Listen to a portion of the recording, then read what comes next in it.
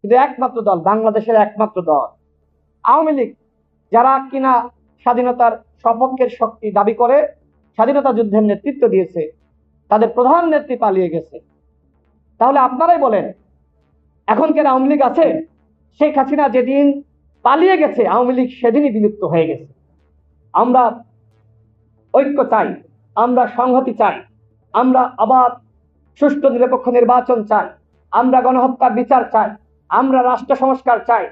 কিন্তু এই রাষ্ট্র সংস্কার আর গণহত্যার বিচারের নামে আপনারা আজকে যা শুরু করেছেন, সেটি কোনোভাবেই আমরা দেশের জনগণ মানতে পারছি না।